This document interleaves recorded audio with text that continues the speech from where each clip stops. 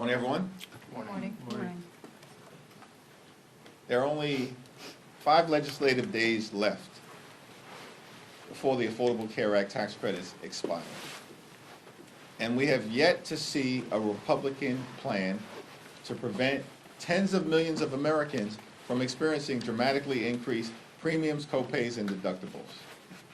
We know that premium increases, in some cases, will be $1,000 or $2,000 per month. This is going to make health care unaffordable for millions of working class Americans, middle class Americans, and everyday Americans. And yet Republicans are continuing to bury their heads in the sand, completely and totally uninterested in finding common ground to make life better for the American people, in this instance, by extending the Affordable Care Act tax credits.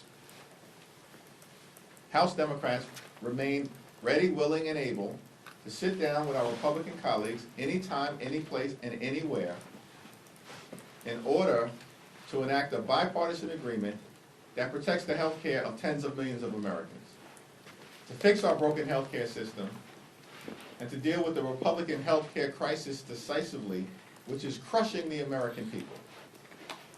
But Republicans continue to pursue a my way or the highway approach, which has gotten them nowhere this year, and it's consistently hurt the American people. All across the country, we are seeing Republican extremism being rejected. Most recently, in the city of Miami, a city that is more than 70% Latino, in a county, Miami-Dade, that Donald Trump just won in 2024. And a year later, a Democrat was elected as mayor of Miami for the first time in nearly 3 decades, by 20 points. And yet Republicans continue to ignore the reality that is unfolding all across the country.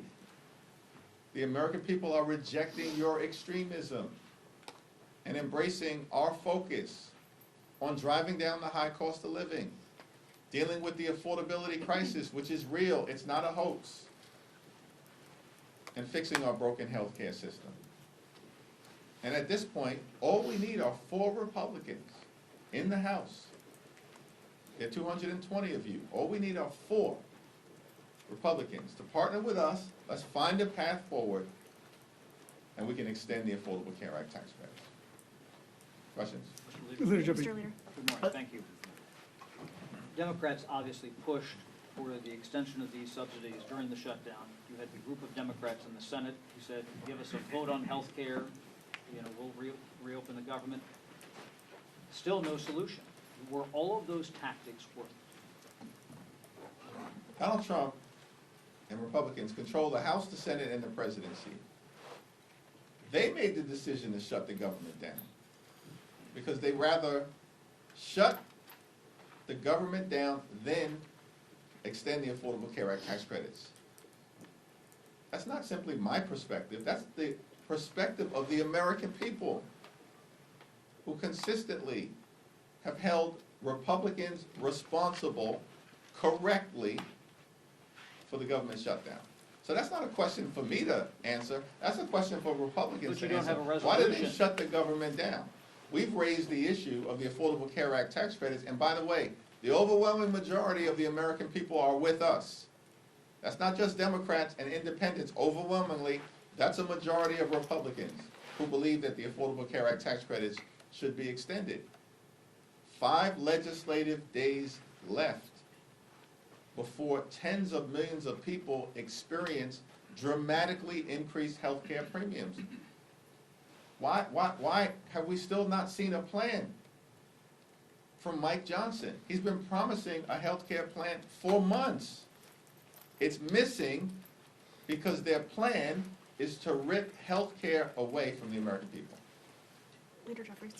There's talk of allowing a floor vote on this Fitzpatrick-Swayze Golden plan. Does that potentially give you guys an opening to get this done this year? Is there any hope here from that? We're all hands on deck to extend the Affordable Care Act tax credits. But Mike Johnson hasn't reached out to us as Democrats to have a conversation about finding a path forward, which suggests to me that Mike Johnson is not serious about protecting the health care of the American people. The Indiana Senate stopped President Donald Trump's redistricting push in the state. Given that development, are Democrats still full speed ahead on redistricting, or should you guys consider a more reserved approach right now? Donald Trump launched this unprecedented effort to gerrymander congressional maps all across the country as part of his scheme to rig the midterm elections.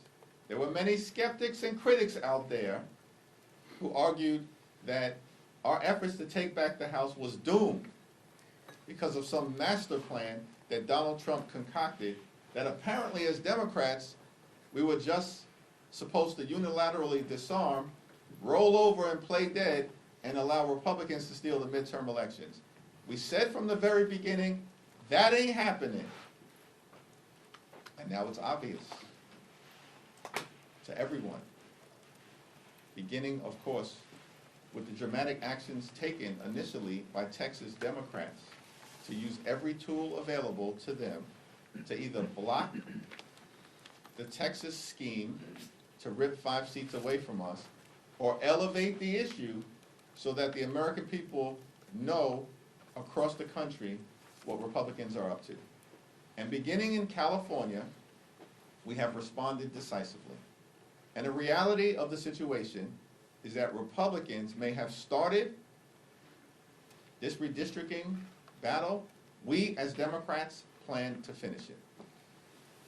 Thank you, Mr. Leader. The Trump administration earlier this week announced the settlement with some Republican-controlled states to effectively end the SAVE program, the repayment program that President Biden created during his administration. It will affect up to 7 million borrowers. You've been very critical of Republicans, saying that they're exacerbating the affordability crisis as you see it. Do you see the end of this program and what the Education Department is doing by announcing this proposed settlement as potentially hurting even more Americans who could be forced into less generous, programs, have more trouble paying their student loans back? How do you see student loan debt within the context of the affordability crisis? Well, the Trump administration has launched an all-out assault on public education in America. They have destroyed the Department of Education in real time. And they're going after hardworking American students, including college students, who are just simply trying to experience the American dream. An American dream that is increasingly out of reach for far too many hardworking American taxpayers. And the American people know it. And the American people also know that Donald Trump's administration and Republican policies have been a complete and total disaster. That's why this guy is at like 36% in approval. They're losing elections all across the country, literally in deep red parts of the country, including most recently in Miami and in Georgia, where the Republicans lost a special election for a state house seat that Donald Trump had just won by more than 12 points. And so, from our vantage point, listen, we want to work with anyone to find the common ground to actually solve the problems that the American people want us to solve. And that's lowering the high cost of living and fixing our broken health care system while cleaning up corruption at the same period of time. And the assault on all of the things that have been done, including trying to ease the debt burden that students across this country have confronted, is irresponsible. And is further evidence of the fact that Republicans never intended to keep their promise to lower costs on day one, because they haven't done a damn thing to make that happen. Leader Jeffries. Hold on.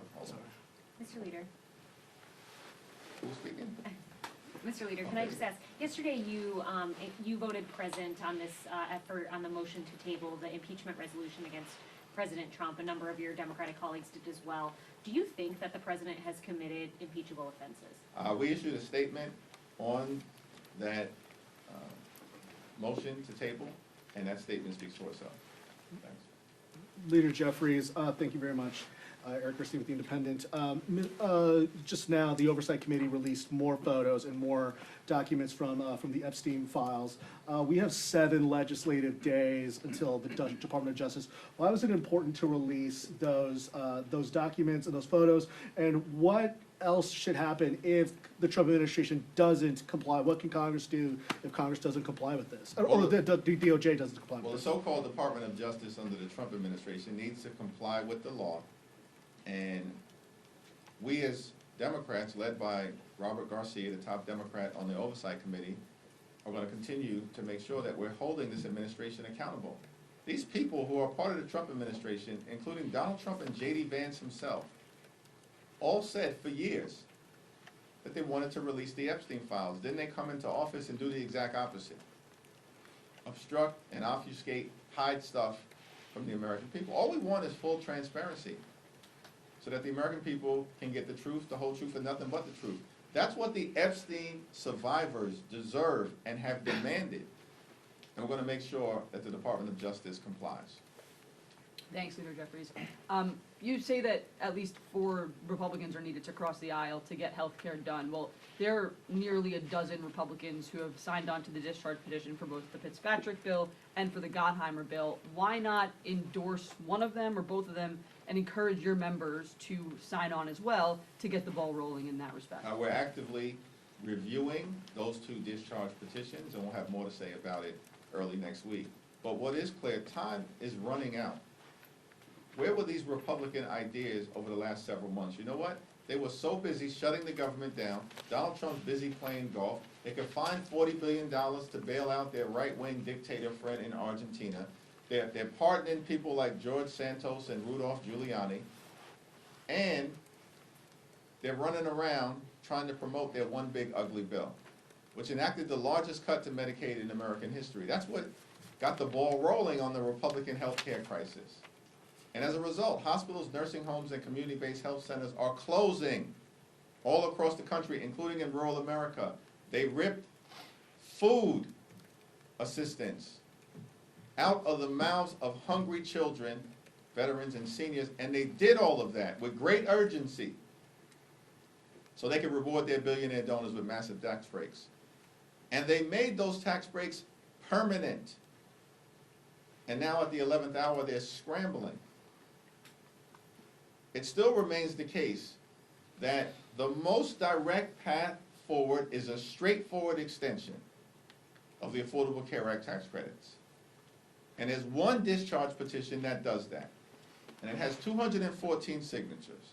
And all we need are 4 Republicans to join us. Just to follow up on that, though, I understand that your ideal path is a clean extension, but Republicans have made clear that they will not go for a clean extension. So would you be willing to settle for something that's not a clean extension in the name of saving these subsidies? We're going to evaluate every single good faith proposal, but it has to meaningfully provide certainty to the American people who are at risk of having their health care ripped away from them.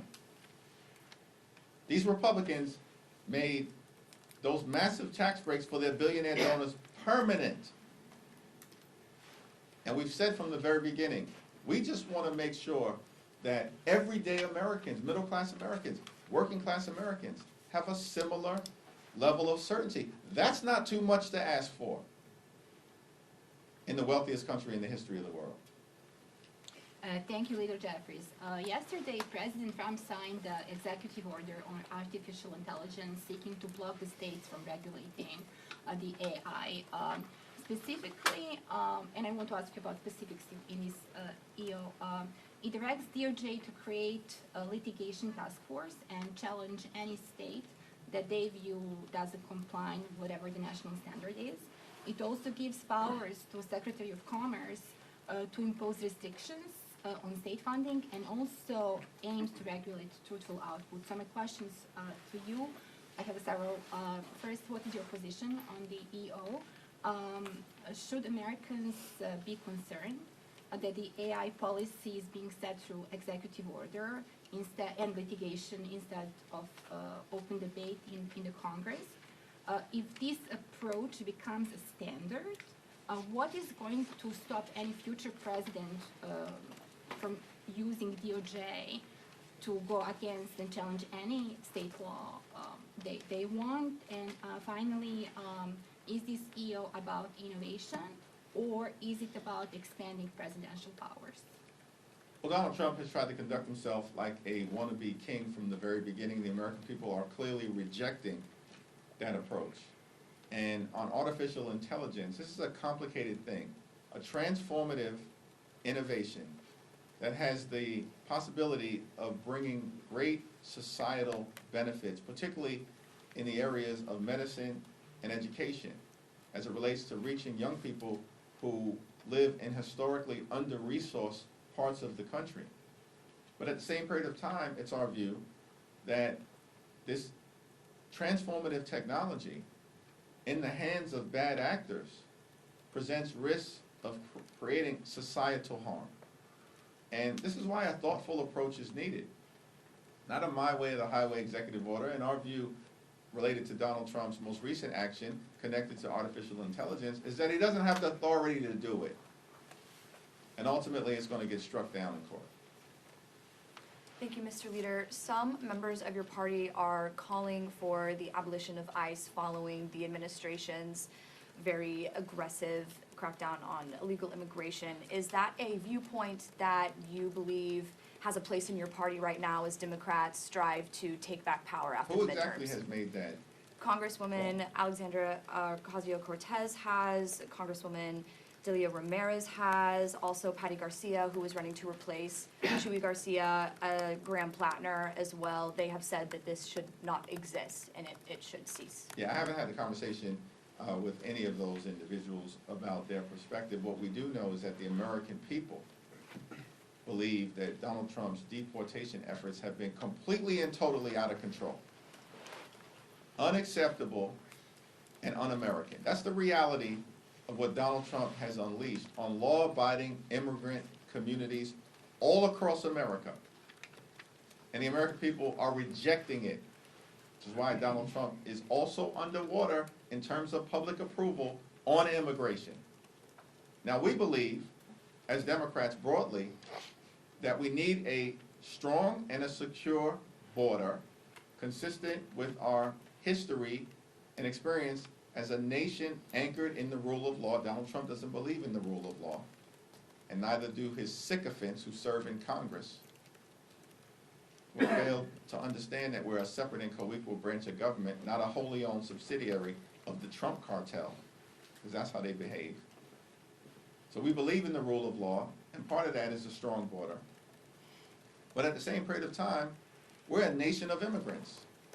And so we're going to continue to defend dreamers, defend farm workers, defend farm country, defend law-abiding immigrant families and communities across the country who are part of the ingredient of American exceptionalism. That's our position. And we do have a broken immigration system. Everybody thoughtful who's taken a look at it understands that. But the way to solve it is not a my way or the highway approach, and it certainly is not the Trump deportation machine. He promised that he was going to target violent felons. No one would have any issues with that. He's not deporting violent felons. He's deporting law-abiding immigrants, veterans who served this country, children who are actually American citizens, grandmothers and grandfathers, gardeners, and communities across the country are rejecting it. Mr. Leader, as sort of a follow-up to that question, today Congressman Abe Hamadeh is inviting families who've had family members killed by undocumented immigrants to the Capitol. Who is that? Abe Hamadeh of Arizona. Okay. And I want to ask about 2026 and how you're encouraging border state Democrats to respond to messaging such as this, because it was a big issue in 2024, and it appears that some Republicans are ready to message on it in 26. We'll let border state Democrats speak for themselves.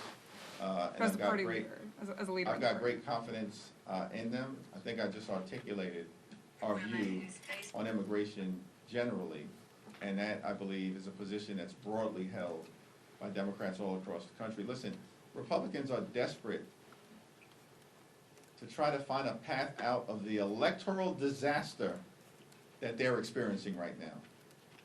This year has been a complete and total failure for the American people. And Republicans are on the run.